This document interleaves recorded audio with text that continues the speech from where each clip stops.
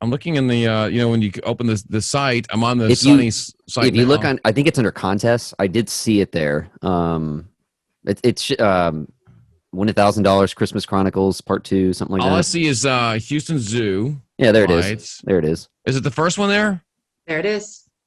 See it? All right. So like for my tracks, I think the two things I did was the $1,000 and then the zoo lights. So, I mean, you can do Teacher of the Month too, but Teacher of the Month still going on too. Yeah, that's right.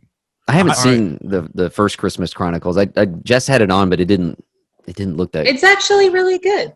So you liked it? Okay. I did. I did. You're a girl. Well, no. To be fair, I cleansed the palate with like Goodfellas after that. Okay. No, I wish I'd had a picture of your face. That was great. Well, no, so she had it on, and it was so it's on in the back, and I was kind of paying attention. We were decorating the tree, and I was like, okay, this isn't quite what I thought it was. I don't know why I was thinking it was going to be like kind of like the Tim Allen Santa Claus, but I'm like, okay, that's. I don't know. The vibe wasn't just there, but people, when I talk about it, they it's great. They love it. So I guess I have to just give it another chance. So I'll tell you though, Russell, what's his name? Kurt Russell is to me is kind of like a dude's dude, like a man's man. To see Santa done up like a man's man is pretty. It's interesting, Yeah, I can't look at him without thinking about all of the Disney shows and all that from way back. He's had quite the career, but I always think about him from way back for some reason, and Goldie Hawn too. Well, he's kind of like a Tom Hanks in that we grew up with him. Yeah. He's kind of got this. If Tom Hanks is like America's dad, I'd say that Kurt Russell's America's like uncle. Did you all ever hear that weird story about how Sean Connery was offered the role of Gandalf in Lord of the Rings, and he was like, I don't know what that is. I'm not going to do it, and like kind of blew it off. Yeah, I'm going to do The Rock. I'm just going to shit here. I'm just going to shit here. And... that was Kurt Russell apparently with the Han Solo job for Star Wars. He was huh? What? Oh, wow. I mean, I guess he really didn't quite get it and was like, whatever, man. If I get it, I get it. I don't, I don't. And you know what?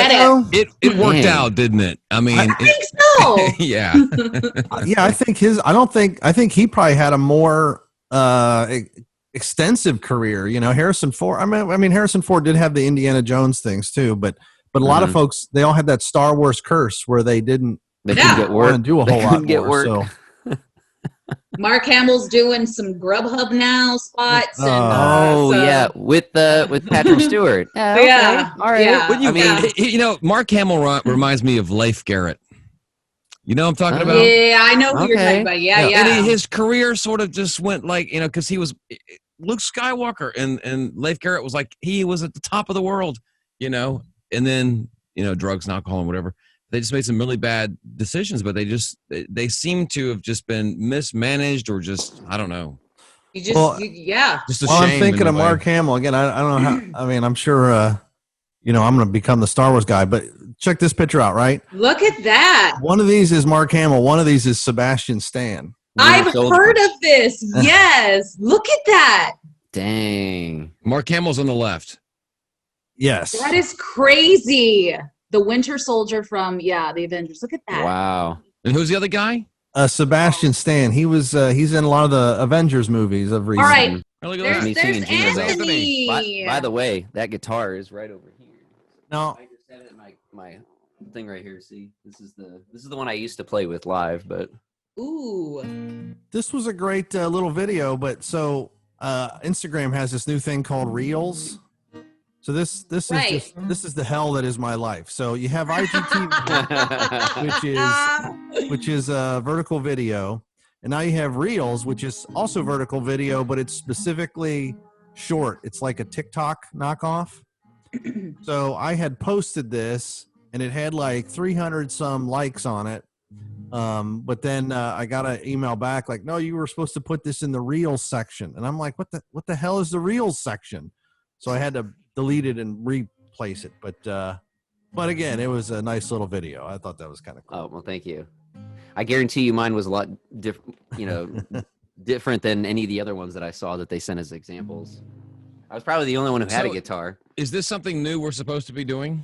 They're Now, this yes, I mean, add it to the list, but I know, Rick, yeah. this particular thing came as it was part of the spots that I was doing for this thing, this Carol for a Cause campaign. So Okay.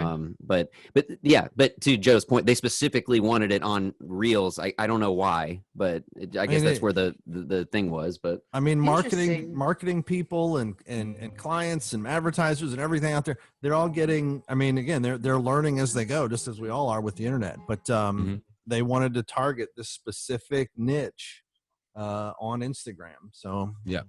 Well, cool. Again, I'm afraid of the day where we get an advertiser like, okay, we're really doing this TikTok push, and we want to put on your we have an account, we just haven't posted to it yet. Mm-hmm. So what would you guys think if an employee had a TikTok and was doing TikToks about their love of what they sell, and it garnered over 1 million views? Like, did you think that would be a good thing or a bad thing for a company? What do you mean love of? So they're TikToking about what they love. Yeah, let's say like if you work at a Subway, for example. I see. And you're making your sandwiches and you do TikToks, right? And these little TikToks get over 1 million views, and it's not anything horrible. You're just like, man, I love it when people come in and they want this. Yeah. Is that a good thing or a bad thing? I think it's a great thing. I mean, it's right. I would think so. Yeah. So I don't know if you heard about a paint company. Let's just say it rhymes with Blurbin Filliums. Wow. And it wow. And one of its employees was doing TikToks of when they would mix paint. So they would squeeze in all these different colors, and people would like, oh, what is it going to be? Cool. And he would shake it, and it would, come out the color. Sure. They fired him. Really? They fired him. Was it because of was he revealing the recipes of colors or something they wanted to protect? I don't really know. It's just they fired him, and each TikTok had like over 1 million views of just people who were interested.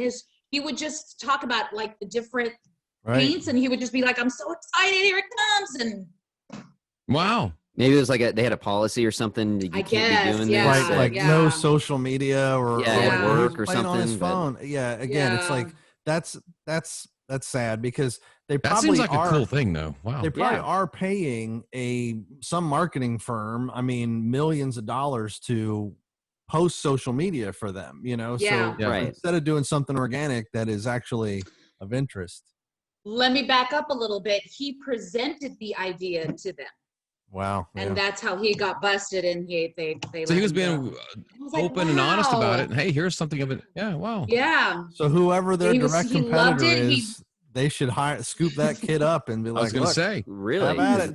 We'll pay you $4 an hour to do play on social media and get 1 million views. I mean, geez.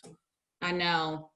So it just was, I think sometimes people have a hard time, especially if they're, and I don't mean to be mean, but like old school marketing ideas, and they don't really just try to take and expand and be open to something like that. I mean, it really was hard. Do you know if he was working at a one of those stores, like a proper store, or was it in a like Lowe's or something like that? No, I'm not sure. I think it was like the standalone store, maybe. It's crazy. If it was Blurb they have their own locations now. But they're also they're in they Lowe's do. now. They just started being sold there in Lowe's, where they weren't before, but now they are. Yeah. Anyway, that's somebody there. Whoever let him go, whoever the HR people are, they can't see. They're just the kind of people I would think. I think they're just looking at black and white rules, and not seeing to.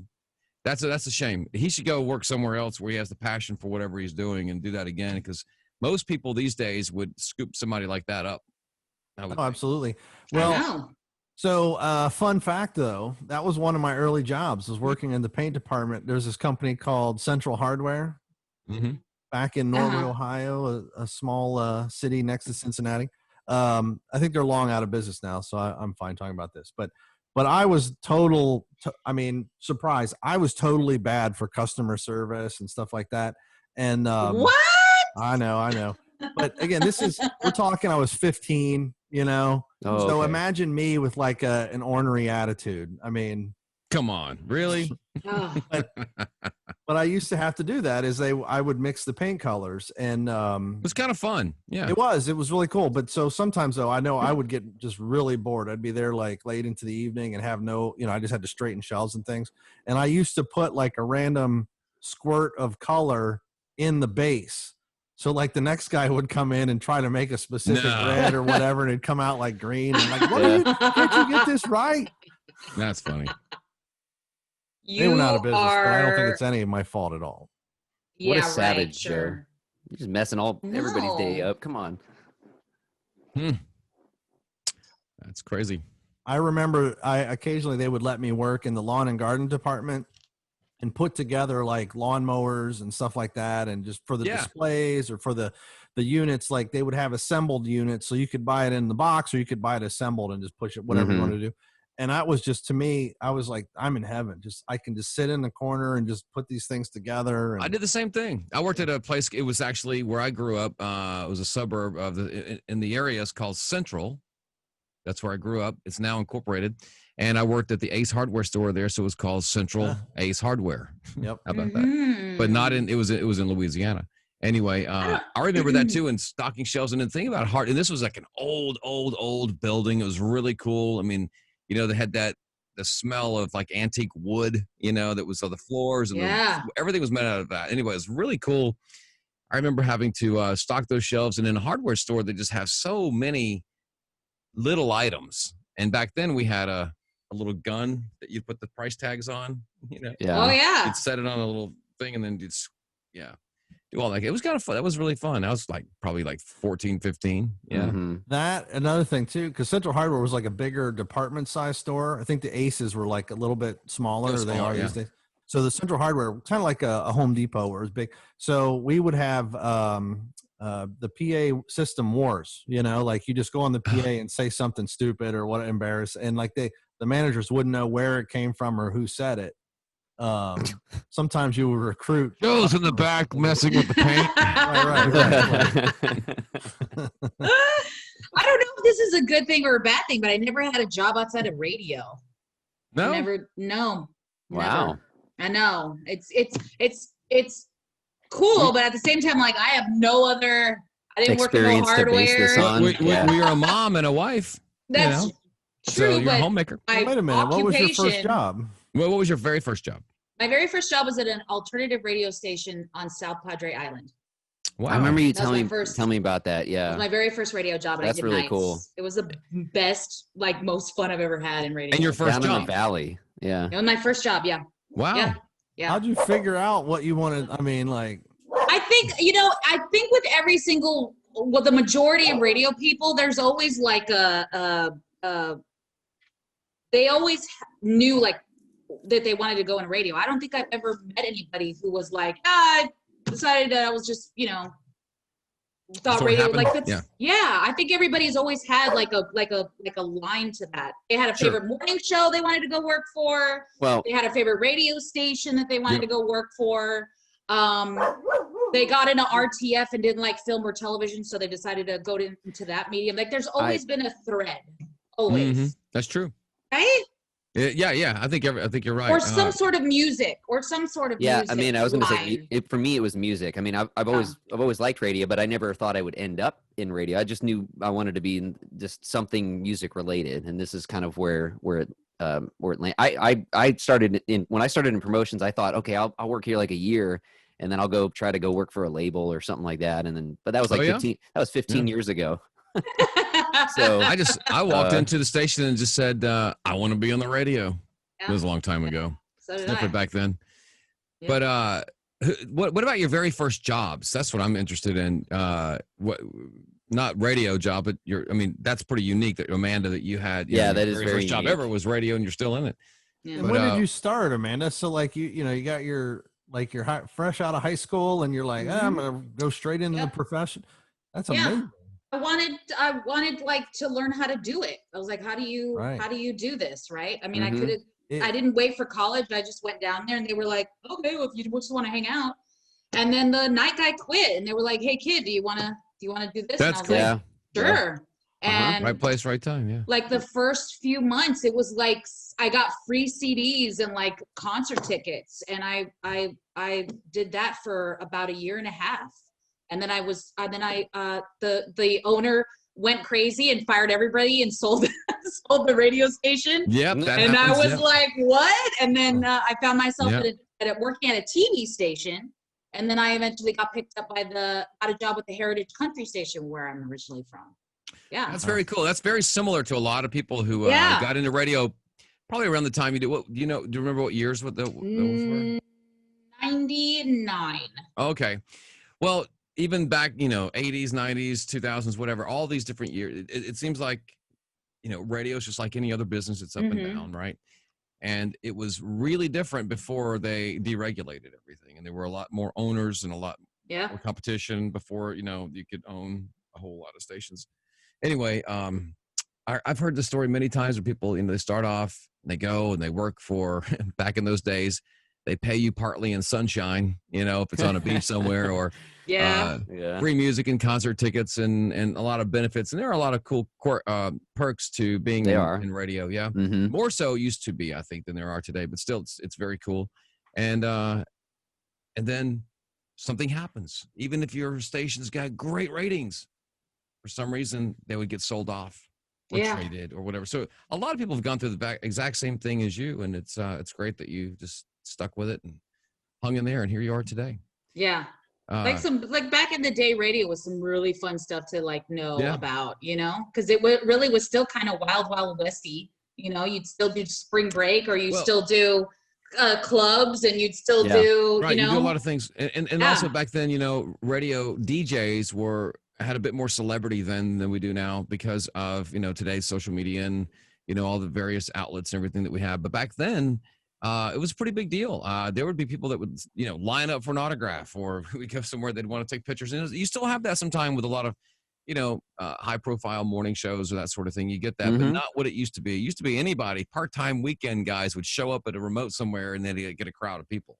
Yeah. Those days are over. Yeah. It just doesn't happen that much anymore. But as far as first jobs go, Anthony and Joe, what were your first jobs ever? Well, mine was, if you want to, I'll see if you guys want to count this. There were two jobs that lasted there was a one-time deal, and I'm not going back. The first one was, this thing called Rent-A-Kid, where it was, you filled out the application, whatever, you worked for this company called Rent-A-Kid, and they would get you odd jobs just around. So if there was, an elderly couple needed help raking leaves, they're like, okay, go to this part of town, and here's your assignment. And again, it could be just different things. And I don't know if you guys ever watched The Simpsons. This is an old reference, but there was one where he was trying to an episode where Bart was trying to earn money to buy a video game, and he did all this yard work, and this lady paid him 50 cents or whatever, and he was trying to restrain himself from cussing her out, and he's like, there's no way I'm gonna say thank you, and she's like, you're welcome. And but that exact thing happened to me. Again, I'm just trying to make money to buy bikes or toys or whatever, and I remember I worked, it had to have been 7-8 hours, and they tipped me $5. There was no salary to this. It was just kind of whatever they wanted to tip you. So again, and I didn't quite understand that, as I'm going through I applied for this and everything. So I just didn't return any phone calls and never asked for another assignment. That is some late 80s, 90s stuff, man. You can't do that now. No, you can't get away with that now. So, and then I remember this really clearly. I was complaining about this in math class at school, and my teacher, Mr. Schnee, said, "Oh, well, you should come caddy for me." Because he had a part-time job running the golf course or something, and he just organized caddies from his students. And so, same thing. You go at the crack of dawn, it's 5 a.m. and I've never been not a morning person. So I go at 5 a.m. Sun's not even up yet, and there's other caddies there, and everybody had to draw a playing card, and depending on what card you got. The best cards, they would go first, and I got the worst card you could get of everybody, And so I'm Mhm. sitting there and I wait around all day. So I'm like from 5 till like noon waiting to be taken out, to be assigned a golf crew. Hmm. And finally I did. Here comes two guys that are golfing. They want a caddy. They're on carts. I'm carrying their bags. I mean, this was just hell. And again, I'm a little tiny kid. I could barely keep up with them and everything. And I didn't know the clubs that well. They're asking for things, and I'm just slow. And they gave me a lecture at the end of it about how I needed to hustle more, and I needed to learn the clubs, and I need to learn golf etiquette better and whatever. Here it comes. And he tipped me $10. And I was like, I don't even know what to say. I didn't have my built-in attitude yet. I'm just kind of like, I would just quietly fade away, and that's what I did. I'm like, yeah, I'm just not coming back to that. So, and I know I've taken a long answer to Rick's question. So my first, if you're not going to count those, my first real job, Okay. my first real job was at a place called La Rosa's Pizzeria. It's a local chain in Cincinnati. And they hired me to be a line cook, and they put me back in the pasta window. And it was a nice corner off in the kitchen, and I had my own station. Other people are like working over top of each other and stuff, making pizzas and making sandwiches. And I just did pastas, and I had my my boilers and just make spaghetti, nice, and, whatever. And I loved it. I your own little space. I didn't know how much I loved it until I ended up leaving and trying, find the next big thing. But I worked there, I think maybe 5 months. Really, and I loved it. Yeah. Make ravioli. Nobody talked to you. Yeah. They left you alone. Talk to you. Waitresses coming and going. I mean, a lot, cute waitresses working there. Yeah. Okay. All How about you, Anthony?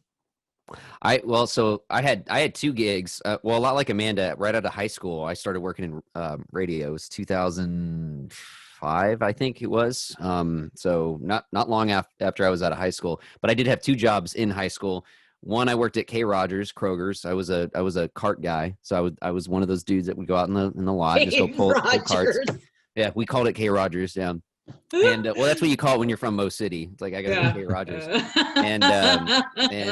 But man, and I've lived in Houston most of my life, but man, a summer of being out in the parking lot, collecting those things. It's rough. Felt like I earned my money then. And so I did that for a summer. And then another summer I worked over at Comp USA, which is remember those stores? USA. Yeah.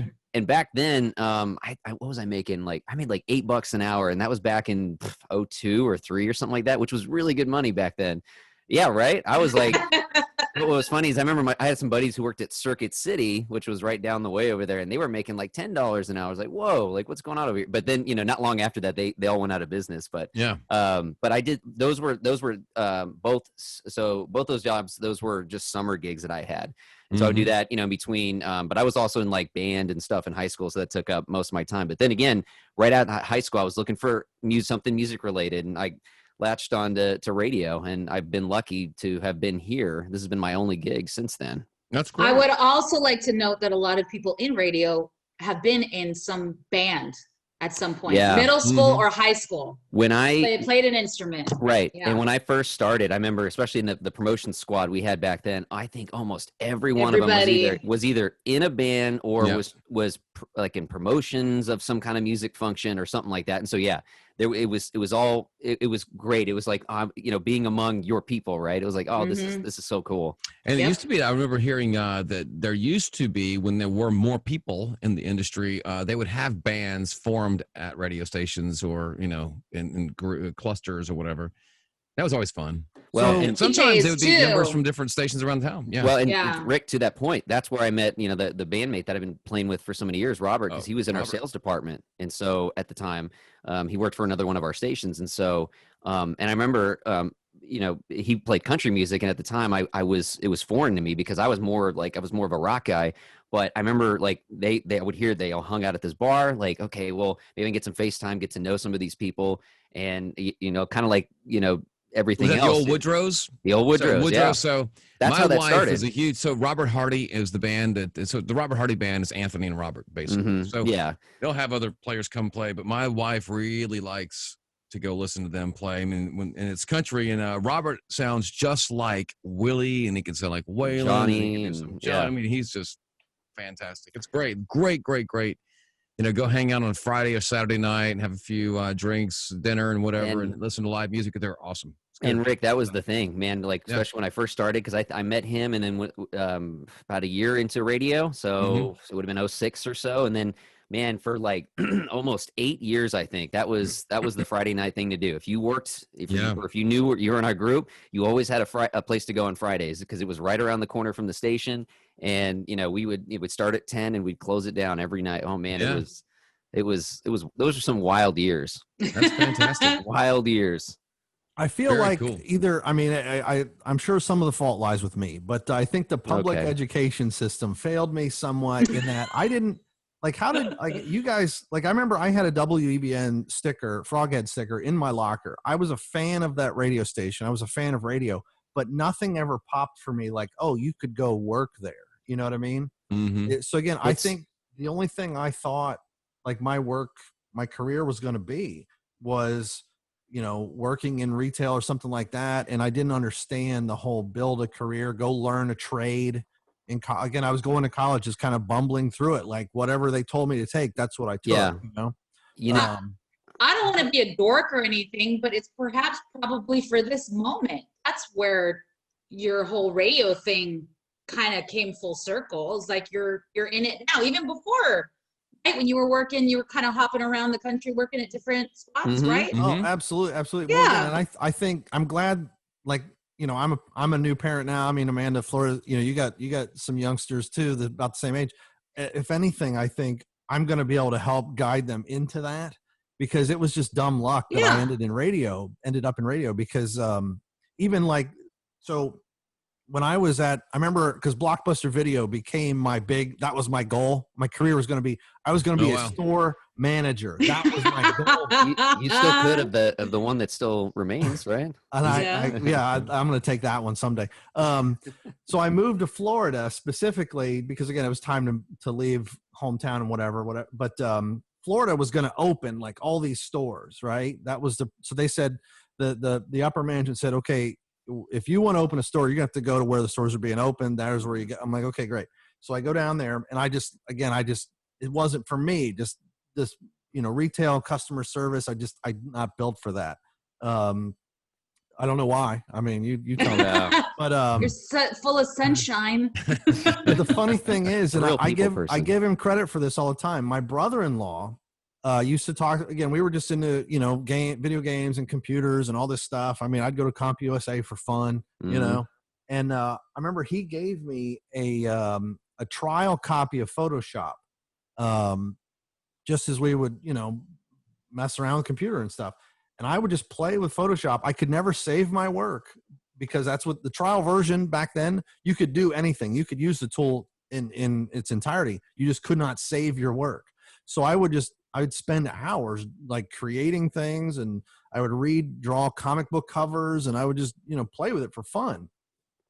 And then one day I happened to see on the TV a commercial for it was a small college in Tampa, and the Photoshop tools are floating across the screen. And I was like, oh my God, you can get paid doing Photoshop. Like, again, I had no clue. I don't know how I didn't know these things, but I was like, oh, I'm good at Photoshop. I enjoy it. If I could get a job just doing that. So I went to that school and learned to be a graphic designer, got my first job and everything. And then just sheer luck that, that was around the time when radio stations started wanting websites and all that stuff. And that's how I got kind of pulled in. I think it was just dumb luck that I ended up. I don't think so. I think you just took the long way. And I think you just took the long way to get there. And like you were just, I don't know. I just feel like the universe has a weird way of doing that for a lot of people. It may not be what you want now, but you'll eventually get there. Right. There's also it's weird. You don't, the technology was just developing at that time, so it's not like you were missing out on someone trying to promote or to recruit people to that. There just weren't that many of them. It just wasn't really a thing at that point. But then it became that way. You just happened to be there as it went along. But hey, we got to wrap it up here pretty soon. I've got to get to work. Got to get to work. Do real work. Well, I got one thing. Yep. I mean, I had a whole list. We threw it out, but I think this has been better because this has been so fine. organic. It's been fun, guys. Really. So one thing I wanted to do, I figured, Thanksgiving is this week, of course, so we were going to give thanks for something, but I wanted to challenge everybody because, again, I'm sure everyone's going to have some thanks for their family or for their job, that kind of thing. So that stuff is all off the table. That's all built in by default. But I'd like us all to give thanks for something to somebody, either on this, on our staff, on our usual thing. So Mark Sherman could count, or whatever, Jay, Dana, whatever, or anybody here in this call on the call right now. I can start if you want, if that'll help. So we're not going to be giving thanks for our families, right. of that. That's all. That's a given. That's a given. All right, so I'll start off on it's this gotta be one. towards Joe? somebody you work with. So. Okay. What did you say? It's what? It's got to be somebody that you work with. Okay, so I am going to say this. So when I applied for this job, I was going through some personal a divorce, and it was just things where I had a record label at the time, and things were just kind of the industry was changing. It was just a matter of a lot of circumstance. Anyway, I heard from someone, Greg Yelverton and I and Eddie. We used to all work together years and years and years ago, and I had spoken to someone in Baton Rouge, which is where we all worked together a long time ago.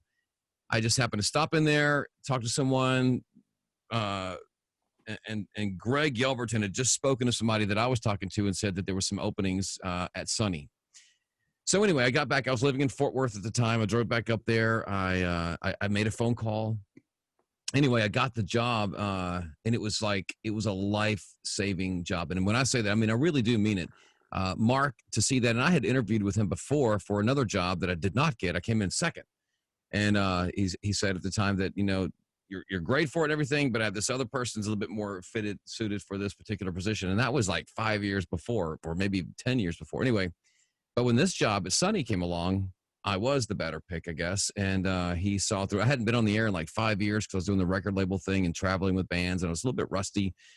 But he could see that he saw through that, I guess, and just brought me in. And it was just it changed my life in so many ways for the good. I moved to Houston. Met my current wife, met a lot of friends. It's been great to be at when it was Clear Channel. Then we became iHeartRadio, and being there for that transition and just all the different things. It's been fantastic. So yes, if I'm going to give thanks, I truly, truly, sincerely mean a big thanks to Mark Sherman for seeing all that and for taking a chance and hiring me. Yep, that's honest. Yep, that's a good one. Or taking a chance on a young kid. Yeah, so there you go. So there's my thanks. Well, so same thing. I want to thank Mark because, again, I've been around radio. I've been in and out of the studios for years. But I remember, and I went off into the corporate world too. And I'm glad things worked out the way they did, that I'm back local. And I definitely enjoy the day-to-day job more. So I thank him for giving me that chance, or just adopting me back in. But also too, I told him, I was like, yeah, I want to learn something new. That's something I'm not good at. And, I have a challenge, and for him to put me on the air with no experience and put me on overnights and not only that, he meets with me, pretty much every week and gives me feedback and does air checks. And Anthony too, by the way. Anthony definitely helped me get started. I mean, was helping me with all the technical setups, and I'd call him up at the drop of a hat, like, what happens when I push this button again? And he's like, don't push that. And, I appreciate it. And the best piece of advice he gave me, and it just put me at ease. He's like, just make it sound good. Because I was so easy. I was so like, well, should I I got the 3 tracks here. Should I have the songs overlap? He's like, just make it sound good. Like, just have fun with it. Right. Right. It put me at ease, and I'm like, okay, well, I am overthinking this way too much. And here's something. I'll just say this, Joe, real quick. Let me just interject this. Someone told me a long time ago, when you're on the air and you're not feeling so confident or whatever, you're just kind of, because we're all insecure. Anybody who's on the air has some insecurities. Everybody. So the thing that someone did tell me a long time ago was, look, if you at least, even if you don't know what you're talking about, if you act like you do and say it with some authority, right. The listener, that's all they're going to hear. Yeah. Right. Yeah. So have fun, just have a good time, and act like you know what the hell you're talking about. Yeah. And everything will be fine. That's my dad used to say that. If you can't dazzle them with intellect, baffle them with BS. There you go. There you go. That's how we've all gotten this far in That's life. right. Yeah. I would say, But it sounds if I good. may, it does. I've been doing this for a really long time myself, and I've done every like day part, mornings, and like multiple formats: CHR, rock, country, hot AC. And you know, along the way, I've been let go by, you know, companies before with just during layoffs and things like that. And we moved here to Houston about a few years ago. My husband got a job, and my old boss had told me, well, hey, why don't you reach out to this guy, send him a quick email, you know, that this is what you do, and see if they've got anything. You never know. And I was like, all right. So I sent Mark an email, and he responded, and I was like, wait, what? And he called me to just talk, like have an introductory talk. And he was really honest. He says, I don't have anything available, but I do have something in traffic, which we used to have Total Traffic, where we would do like traffic reports for KTRH and all the stations. And I'm like, all right, I guess. So I was like, okay, well, let me go talk to that guy. And it got me in the building, because we were, you know, we still had Total Traffic in our building. And I was supposed to do traffic about Houston. I never lived here in Houston, so that was fun. So Yeah. I was like, well, I got my foot in the door. Yeah. West and I Hamer, did that. Yeah. When you see Kirkendall in letters, you're like, kind of freeze up a little bit. That's a lie. And that's is it a San lie. Felipe or Felipe? How does that word translate to Kirkendall?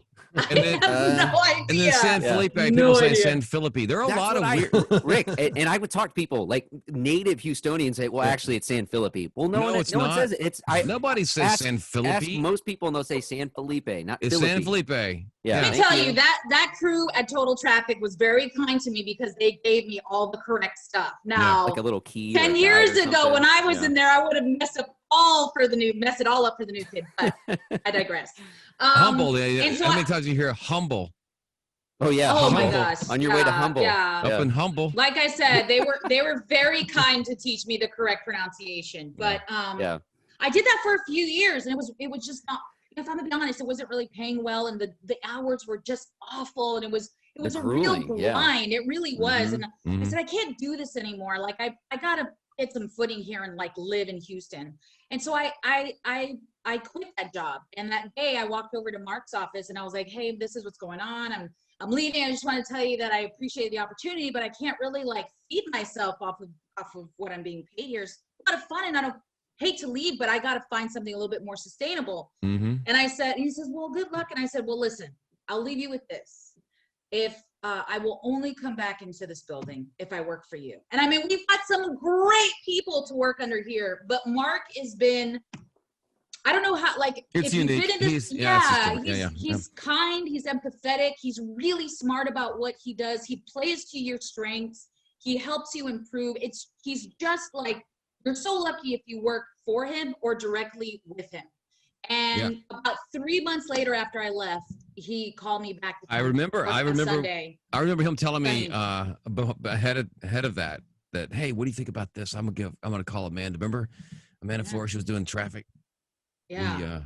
I changed my freaking life. Like, it has opened up so many opportunities for me, and it's a real humbling, fun experience. And then on the flip side, next to Mark is probably my beautiful, lovely work wife, Anthony Chase. Oh, what?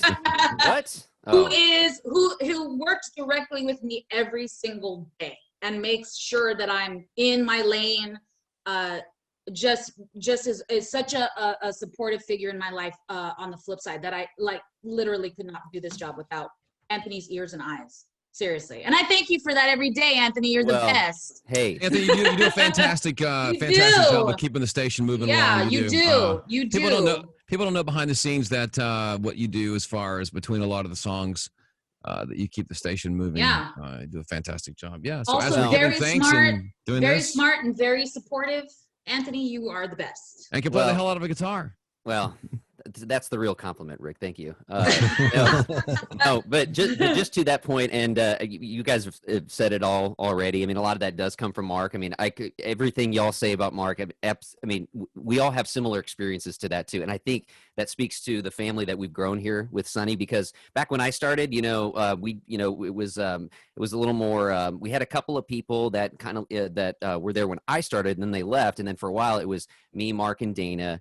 And over the years, to see that the Sonny family that we've built here, I'm really, really proud of it. And I think each and every one of you brings something unique and special to the fam. And but again, I think when you look, behind all of it, and you see Mark there, and you see that common thread with all of us, and you really get to get you can see why we have this great Sonny family that we do, and it's a lot of it is due in part to him. So anything that I've tried to do moving forward since, Mark gave me my chance is to just, continue to pay that forward. And I'm always thinking, like, how would Mark act? Because he plays to your strengths. He sees your potential. He builds you up. And really, ultimately, he wants the best for all of us. And that's what I want for all of you. And so I'm thankful for each and every one of you and what you bring. So thank you. Wow. Very well said, Anthony. That was awesome. Very cool. That was great to hear all that. You know what? And I know Dana and Jay are not here on this particular Zoom call, but I could say, and Robin Rock is on with from time to time, and Christina Cruz, and other people that are behind the scenes. And I think everyone would feel the same way. Even though they aren't here, I think it'd be safe to speak for them and say that they would feel the same and share the same, sentiment that we do, that we've just shared. So. Absolutely. I guess this has been a thanks to Mark kind of Zoom. Yeah, meeting. Thanks to Mark. Yeah. Thanks to Mark. Mark Sherman. Well, I agree, but I thought at least one of you would thank me for the freaking T-shirt. I Here mean, we it looks go. great. All right, so it's time to go here? now. This thing Yeah. right here. Oh, I'm the only t-shirts are displaying it in my my shot here, Joe. I think that's thanks enough. But mine is the size of a tent. I don't know if you thought, how big And that is. I never got one. How about them Yo, apples? what's up with Joseph. that? Did you Bond. give me You know what? address? No, Rick, this is actually too big for me too. This is a large, so this Yeah, is, yeah. I could use mine for a flag. All right, I'm Good. sorry Yeah, I brought good, it yeah. up. But thank you. The idea. Thank you for the idea for the Christmas shirts. That's great. Yeah, they look It's great. nice. I love these things. And by the way, the logo of that round circle looks good in my car when it comes up. It looks the logo right now looks really cool. Absolutely. Yeah, It looks really good. pops Yeah. right off that Yeah, background, the doesn't it? little funny All hat right, so there. hey, Yeah. listen, thank you so much for joining us today on our Sunny DJ Zoom meeting and for checking it out here on Facebook. We'll try to do this every week. We have a lot of fun, exciting things coming as we continue to play Christmas music on Sunny. Quite a few contests, a lot of events around town that we have tickets to. Check all that out at sunny99.com. And we will continue to play Christmas music. Hope you have a great, happy Thanksgiving and be safe. And Amanda, what do you have to do? What do you mean? Wash your hands. Wash. Oh! Hands. On cue. Wash, yo, hey! All right. Have a great Bye. Thanksgiving. Be Bye. safe. Happy Thanksgiving, Yeah. everybody.